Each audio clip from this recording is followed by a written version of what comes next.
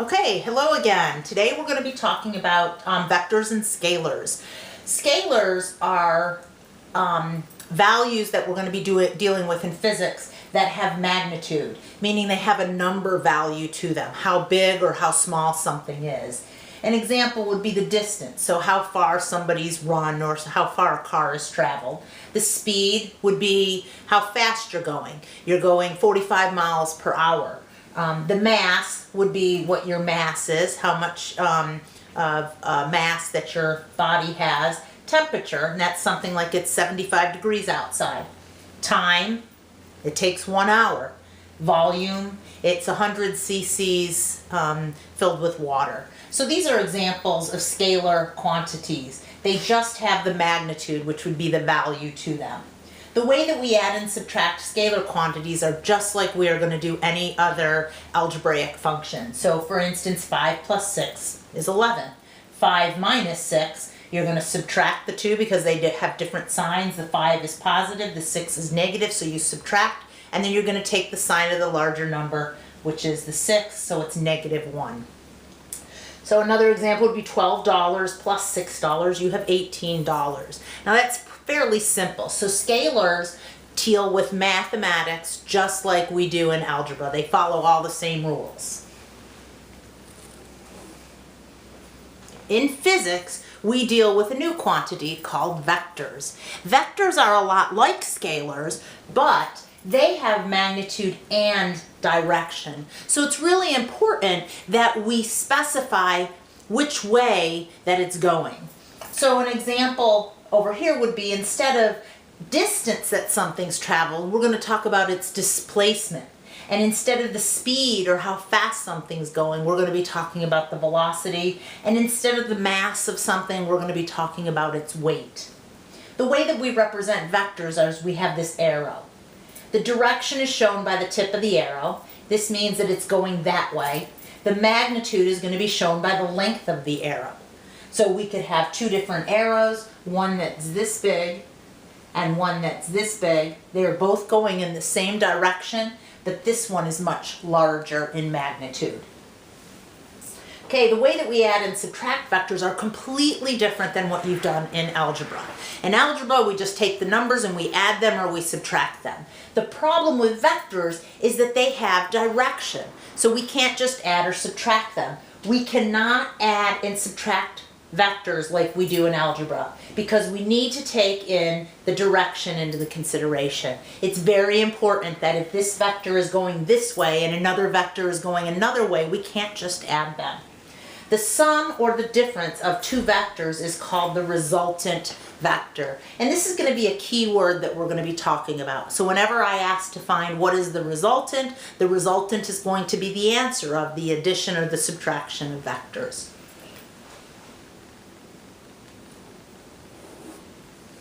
Okay, so here's some simple examples.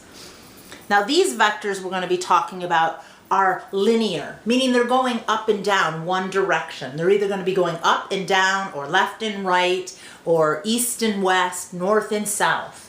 If an airplane flies 250 kilometers north and has a layover in Atlanta, so say we're flying from Melbourne, we're going to Atlanta, 250 kilometers, and then it continues flying 100 more kilometers north to Washington, D.C., what is the resultant vector? So here's the key word, resultant. I'm asking for what is the sum of these two vectors, the sum or the differences. Well, they're both going north, so we're going to add them. So we have this vector that's 250 kilometers, and it's pointing up, which is going to be north. And we have 100 kilometers that's smaller than the 250, and it also is pointing north. So the way that we add them is just putting them right on top of each other. So we have the 250 vector and the 100 kilometer vector. So altogether we have a final or a resultant vector of 350 kilometers north. The key word here, north, is telling us its direction. The 350 is telling us its magnitude. So now let's take the same example. What is the distance that it's traveled? Well, distance is a scalar quantity, therefore it doesn't really matter what direction. Remember, we talked about for distance, it's the absolute value. So we don't care whether it's up or down or left or right, we just care how much has it traveled.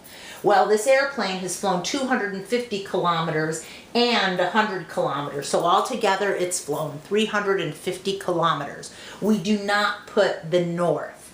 So the distance that it's traveled is 350 kilometers. Now they want to know, what is the displacement? Well, displacement is a vector quantity. Therefore, we need to take the direction. So the same answer is what is the resultant vector is also what is the displacement. So in here, we're going to take these distances and their directions together. Because they're pointing in the same direction, we add them. So our displacement is 350 kilometers north. In this situation, both the displacement and the distance are the same value because they've been going the same direction.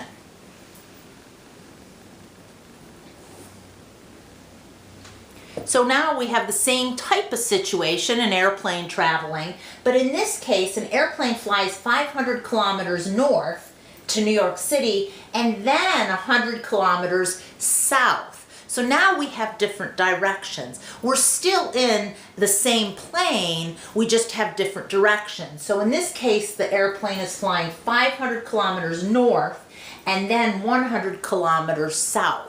So you can see here that these vectors point in opposite directions. So instead of adding them, we're going to put them on top of each other and we're actually going to subtract them. So we have 500 minus 100, which is going to give us 400 kilometers north. So the question is asking us to determine the resultant vector. Resultant meaning the addition or the subtraction, and the vector meaning you have to include its direction. So the resultant vector is 400 kilometers north. Example 4, well, what is the distance traveled?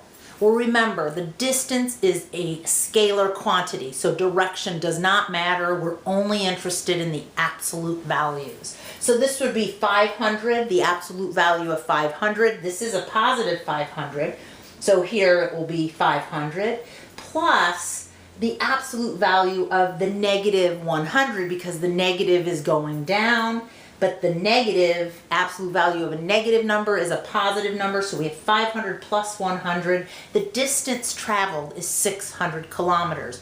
We're not interested in the direction, only the magnitude, which is 600 kilometers. But what is the displacement? Well, the displacement is a vector, so we're asking really another word for the resultant vector, so it's the 400 kilometers, and in this case I put the plus, which means that's our conventional north. So you could say 400 kilometers plus or 400 kilometers north, or you could also just do, over here, we could write 400 kilometers, and if you have an up arrow, that signifies the direction is north.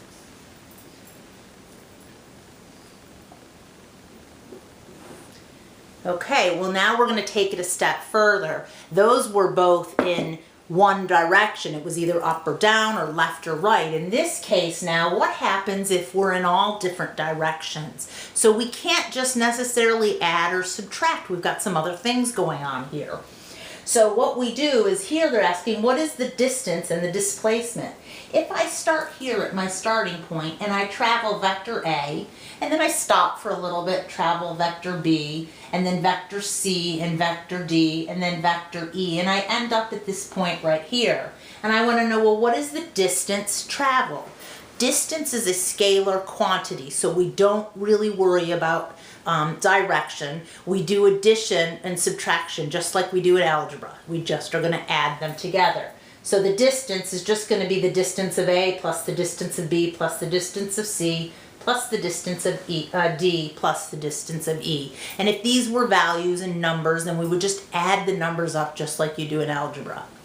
But now, how do we find the displacement? The displacement is a vector, so it's really important that we take direction into consideration.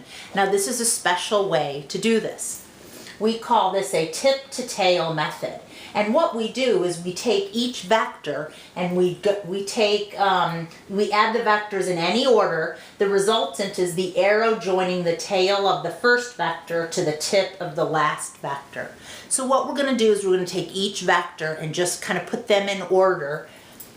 The tip of A to the tail of B, the tip of B to the tail of C, the tip of C to the tail of D, and so on until you've added them all up. Now the resultant vector is going to be the arrow joining the tail of the first vector, which is right here, to the tip of the last vector, which is right here. So this right here is what we're going to call F, and that is going to be the resultant vector. So this is the tip to tail method, and it's done geometrically on using arrows. So the displacement is vector F.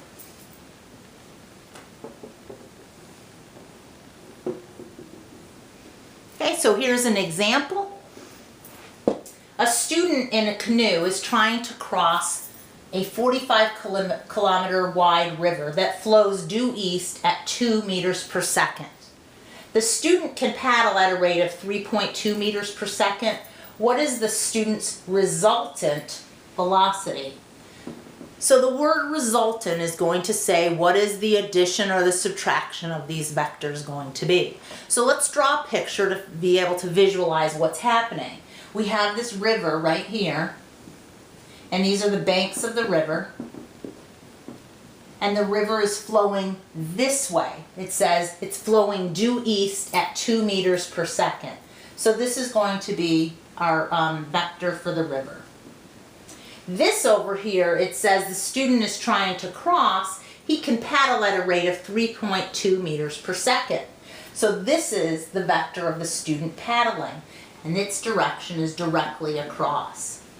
So what we want to do is find out, well, what really happens? So let's think about this intuitively. If you're trying across a river this way and the water's pushing you this way, you're going to end up going this way.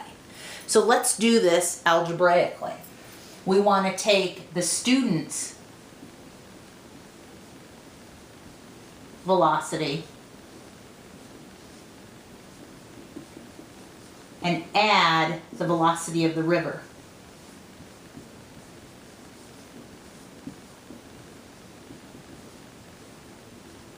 And that would get us our resultant.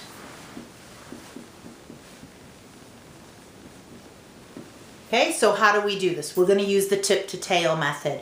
The nice thing about adding vectors is order does not matter. So we can take the student's velocity plus the velocity of the river, or we can take the velocity of the river plus the student's velocity. So let's draw this out. We're going to start this one with the student's velocity. And it's up and down right here. And we'll just say it's the velocity of the student. Now we're going to add, and we're going to use the tip to tail method. So I'm going to take the tip of this and I'm going to add it to the tail. Well, this one goes directly east. So this is the velocity of the river. Now the resultant vector is going to connect these two, but we're going to go in the opposite direction. So this is the velocity, the resultant velocity. Well, if you look here, we have a nice right triangle, and that's how we're going to solve it. The velocity of the student is 3.2. The velocity of the river is 2. And we're going to use Pythagorean theorem to solve for this. So we have 3.2 squared plus 2 squared equals the velocity resultant. And we take the square root of this. And that's how we can find the resultant velocity. Now what I said earlier is that the order doesn't matter. So let's do the same thing, but take the velocity of the river plus the velocity of the student. So if we go over here, we're going to take the velocity of the river over here. And now we're going to add to the student.